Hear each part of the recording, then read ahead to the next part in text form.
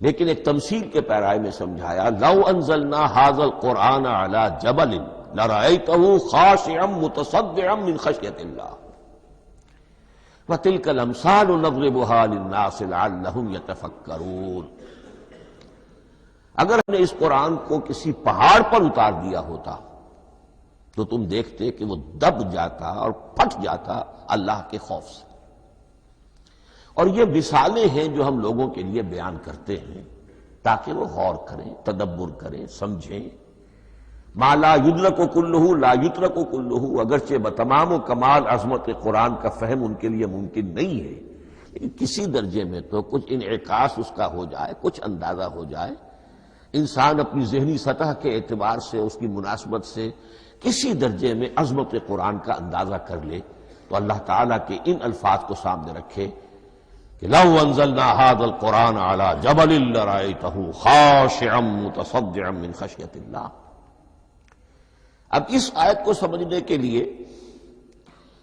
سورہ اعراف کی آیت نمبر 143 کو سمجھنا ہوگا، اسی اصول کے تحت کہ القرآن یفسر بعضہ بعضا، قرآن کا ایک حصہ دوسرے حصے کی تشریح کرتا ہے۔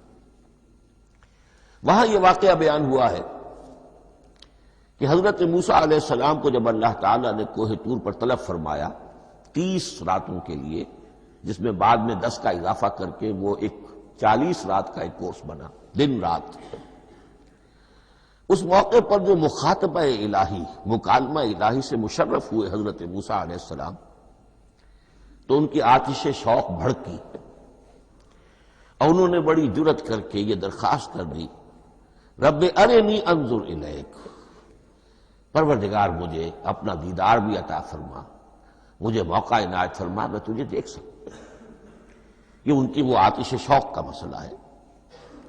لیکن جواب کیا ملا؟ لن ترانی، تو مجھے ہرگز نہیں دیکھ سکتے، ولکن انظر الی الجبل فإن استقر مکانہ فسوف ترانی۔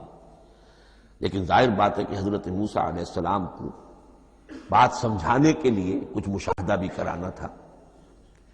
فرمایا تم مجھے نہیں دیکھ سکتے، البتہ اس سامنے کے پہاڑ پر نگاہ جماؤ، ہم اس پر اپنی ایک تجلی ڈالیں گے۔ یہ اگلی الفاظ کے اندر وضاحت ہے، میں یہاں پہلے سے بیان کر رہا ہوں سمجھانے کے لیے۔ اگر وہ پہاڑ ہماری اس تجلی کو، تجلی کسے کہتے ہیں؟ جلا، روشنی، تو اللہ تعالیٰ کی طرف سے کوئی خاص اس کے نور کا جب پرتو ہوتا ہے کسی شے پر تو وہ اس کی تجلی ہے۔ ہم اپنی ایک تجلی اس پہاڑ پر ڈالیں گے، اگر وہ اس کو جھیل جائے، اپنی جگہ کھڑا رہ جائے، تو تم سمجھنا کہ شاید تم بھی ہمیں دیکھ سکو۔ فلما تجلی ربہ للجبل، اب یہاں وہ لفظ آ گیا، جب اللہ نے تجلی اپنی پہاڑ پر ڈالی، جعلہ دکا وخر موسیٰ صعقا، وہ پہاڑ ریزہ ریزہ ہو گیا اور حضرت موسیٰ بے ہوش ہو کر گر گئے۔